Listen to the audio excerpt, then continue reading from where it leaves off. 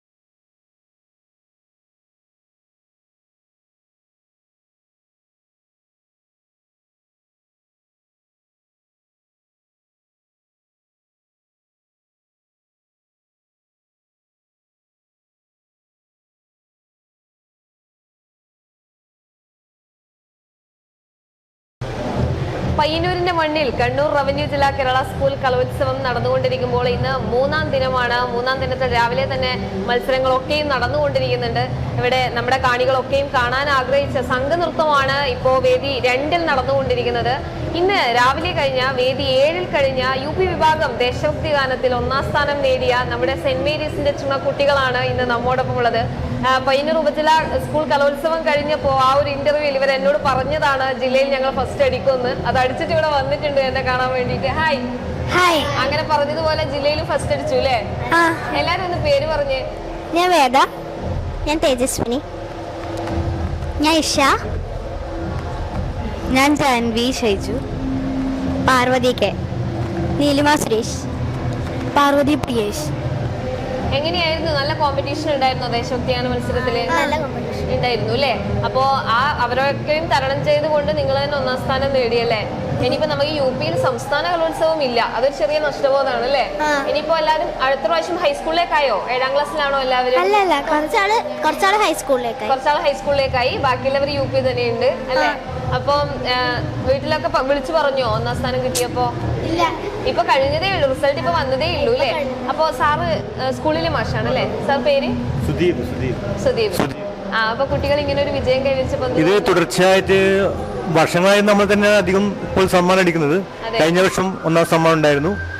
ഇതിന്റെ സംഗീതം നിർവഹിച്ചത് ജോയി പ്ലാത്ര മാഷാണ്, നമ്മൾ സ്കൂൾ റിട്ടയറായ മാഷാണ്. അതുപോലെ എൻ്റെ രചന നിർവഹിച്ചിട്ട് നമ്മുടെ സ്കൂളിലെ മാഷ് തന്നെയാണ്, രാജേഷ് മാഷ്. അപ്പോൾ തുളസി ടീച്ചർ, ഞാനും, അങ്ങനെയാണ് സുദീപ് എൻ്റെ പേര്. നമ്മളൊക്കെ അതിൻ്റെ പിന്നിൽ പ്രവർത്തിച്ചവർ. വളരെ സന്തോഷം. അപ്പോൾ കുട്ടികൾ പാടുന്ന കേൾക്കുമ്പോൾ ഞാൻ ഇവരോട് പറഞ്ഞിരുന്നു, എന്തായാലും നിങ്ങൾക്ക് തന്നെ ആയിരിക്കും 1ാം സമ്മാനം ഞാൻ പറഞ്ഞില്ലേ. അപ്പോൾ വളരെ സന്തോഷമുണ്ട് 1ാം സമ്മാനം നേടിയതിന്. ഇനിയും എല്ലാ കൊല്ലവും ഇതുപോലെ തന്നെ വിജയങ്ങൾ ആവർത്തിക്കാൻ എപ്പോഴും ഇടവരട്ടെ. അതിന് ജഗദീഷ് നമ്മളെ നിങ്ങളെല്ലാവരും അനുഗ്രഹിക്കട്ടെ എന്നും കൂടി പറയുന്നു. അതെ, ആ ഒരു കോൺഫിഡൻസും കാര്യങ്ങളും ഇവരുടെ തന്നെ മുഖത്തുണ്ട്. എന്റെ കഴിഞ്ഞ വർഷവും ഇവർ തന്നെയായിരുന്നു അല്ലേ?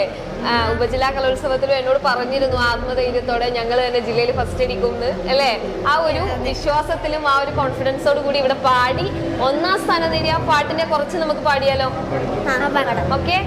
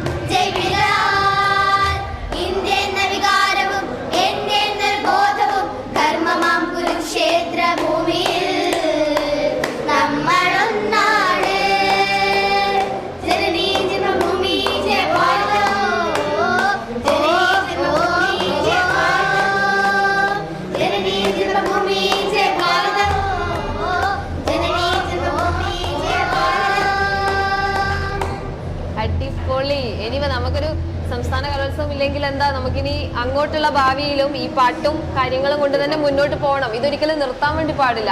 ഈ ദേശഭക്തി ഗാനം അല്ലാതെ മറ്റേതെങ്കിലും ഐറ്റം നിങ്ങളതായിട്ടുണ്ടോ? ഈ ഒരു ഗ്രൂപ്പിൻ്റെത് സംഘഗാനം കൂടി ഉണ്ടല്ലേ? അപ്പൊ സംഘഗാനം ഇന്ന് കഴിഞ്ഞിട്ടില്ല, നാളെയാണോ മറ്റന്നാളാണ്. അപ്പൊ നമുക്ക് അതിന് ഫസ്റ്റ് കിട്ടുമോ സംഘഗാനം? പക്ഷെ നമുക്ക് ഈ ഒരു ദേശഭക്തി ഗാനത്തിന്റെ ഒരു കോൺഫിഡൻസ് അതിനില്ല അല്ലെ? സംഘഗാനത്തിന് എങ്കിലും മാക്സിമം ട്രൈ ചെയ്യുക, 1ാം സ്ഥാനം തന്നെ വാങ്ങുക, ഇവിടെ തിരിച്ചു വരണം, എല്ലാ രീതിയിലും നിങ്ങൾ തന്നെ ഫസ്റ്റ് അടിക്കണം. ഇപ്പൊ നമ്മുടെ പയ്യന്നൂരിന്റെ മണ്ണിൽ വെച്ചാണല്ലോ ഇങ്ങനെ ഒരു കലോത്സവം നടക്കുന്നത്. അപ്പൊ നമ്മുടെ ഈ പയ്യന്നൂരിന്റെ നഗരിയിൽ കലോത്സവം നടക്കുമ്പോൾ ആതിഥേയരായ നമ്മൾ തന്നെ സമ്മാനം വാങ്ങുക എന്നുള്ളത് പ്രത്യേകം നമുക്ക് വളരെ സന്തോഷമുള്ള ഒരു കാര്യമാണ്. അപ്പൊ അതിൽ നിങ്ങളൊരു ഭാഗമായത് അതിനേക്കാളേറെ സന്തോഷം, 1ാം സ്ഥാനം വാങ്ങിക്കൊടുക്കുക എന്നുള്ളത്. അപ്പൊ ഇനിയുള്ള ജീവിതത്തിലും ഇതുപോലെ തന്നെ നല്ല രീതിയിൽ തന്നെ മുന്നോട്ട് പോകാൻ പറ്റട്ടെ. എല്ലാ വിജയങ്ങളും നേരുന്നു, എല്ലാ ആശംസകളും. നമസ്കാരം, നിവേദ്യ ജി ധരനാണ് എനിക്കൊപ്പം ഇപ്പോൾ ചേരുന്നത്. ഇംഗ്ലീഷ് ഉപന്യാസ മത്സരത്തിൽ ഫസ്റ്റ് എ ഗ്രേഡ് നേടിയിട്ടുണ്ട്, ഹയർ സെക്കൻഡറി വിഭാഗത്തിൽ അല്ലേ? നമസ്കാരം. അപ്പോൾ ഇതുവരെ കലോത്സവത്തിൽ പങ്കെടുത്തിട്ടുണ്ടോ എന്നാണ് ആദ്യം എനിക്ക് ചോദിക്കേണ്ടത്. ഇല്ല, ആദ്യമായിട്ടാണ് ഈ ഹയർ സെക്കൻഡറി വിഭാഗത്തിൽ എത്തേണ്ടി വന്ന ഒരു കലോത്സവത്തിൽ പങ്കെടുക്കണം, അതിൽ ഫസ്റ്റ് എ ഗ്രേഡ് നേടി. ഇപ്പോൾ ഒരു കുറ്റബോധം ഇല്ലേ? ഉണ്ട്. കുറച്ച് നാൾ മുന്നേ എനിക്ക് എന്തെങ്കിലുമൊക്കെ ചെയ്യണമായിരുന്നു. അങ്ങനെ പങ്കെടുക്കണം എന്ന് തോന്നിയിട്ടില്ല, പക്ഷേ ഇപ്രാവശ്യം ലാസ്റ്റ് ആയതുകൊണ്ടൊന്ന് ട്രൈ ചെയ്യാമെന്ന് വിചാരിച്ചു. തോന്നിയത് എന്തായിരുന്നു? വിഷയങ്ങൾ ലഭിച്ചത്? India an icon of the world. Icon of the world. അപ്പോൾ ഈ ഒരു വായനയുടെ ഒരു പശ്ചാത്തലം എങ്ങനെയാണ്? ഇംഗ്ലീഷ് വായന നന്നായിട്ടുണ്ടായിരുന്നു? വായനയുണ്ട്, പക്ഷേ കൂടുതലായിട്ടും ChatGPT പോലുള്ള സോഴ്സസ് ആണ് ഞാൻ കൂടുതലായിട്ട് ആശ്രയിച്ചത്. അതെ, പുതിയ കാലത്ത് പുതിയ ടെക്നോളജിക്കൊപ്പമാണ് പഠനം അല്ലേ? വളരെ നല്ല കാര്യം. അപ്പോൾ ഈ കലോത്സവത്തിൻ്റെ ഒരു ആഘോഷമുണ്ട്. അപ്പോൾ ഇത്രയും കാലം ഇതിൽ നിന്ന് മാറി നിൽക്കാൻ തോന്നിയൊന്നും ഉണ്ടായിരിക്കും? അതറിയില്ല. അറിയില്ല. സ്കൂൾ കലോത്സവങ്ങളിൽ പങ്കെടുത്തിട്ടുണ്ട്, പക്ഷേ സബ് ജില്ല അങ്ങനെയൊന്നും പോയിട്ടില്ല. അപ്പോൾ ഇനിയും അവസരങ്ങൾ മുന്നോട്ട് വരുമ്പോൾ, അതായത് യുവജനോത്സവത്തിൻ്റെ അവസരം ഇവിടെ തീരുവാണ്. അതെ. ഇനിയും മറ്റു അവസരങ്ങൾ കിട്ടുമ്പോൾ അവസരങ്ങൾ ചാടി പിടിക്കില്ലേ? ഇനി എന്തായാലും അതെ, അതിനുള്ള ഒരു വലിയ നാഴികക്കല്ലാവട്ടെ ഈ വിജയം എന്നാണ് ആദ്യം എനിക്ക് പറയാനുള്ളത്. വേറെ എന്തെങ്കിലുമൊക്കെ ഐറ്റം കയ്യിലുണ്ടോ? അതായത് ഒരു പാട്ട് പാടാൻ പറഞ്ഞാലോ? പാട്ടൊന്നുമില്ല. അത് ഞാനിവിടെ പാടിപ്പിക്കുമെന്ന് വിചാരിച്ചിട്ടാണോ? അല്ല. വീട്ടിലാരൊക്കെയുണ്ട്? വീട്ടില് അമ്മ, അച്ഛൻ, അനിയൻ, അമ്മമ്മ. ഏത് സ്കൂളിൽ നിന്നാണ് വരുന്നതെന്ന് പറഞ്ഞില്ല? GHS ചെറുകുന്ന്. GHS ചെറുകുന്ന്. അവിടെ സ്കൂളിൽ എല്ലാവരുടെയും സപ്പോർട്ട് എങ്ങനെയുണ്ടായിരുന്നു? നല്ല സപ്പോർട്ടാണ്. ടീച്ചേഴ്സൊക്കെ നല്ല സപ്പോർട്ടാണ്. അവരെ സപ്പോർട്ട് കൊണ്ട് തന്നെയാണ് ഇത് കിട്ടിയത്. അങ്ങനെ വീട്ടിൽ ആരാണ് കൂടുതലായിട്ട് സപ്പോർട്ട് ചെയ്യുന്നത്? വീട്ടിൽ അച്ഛനും അമ്മയും എല്ലാവരും സപ്പോർട്ട് തന്നെയാണ്.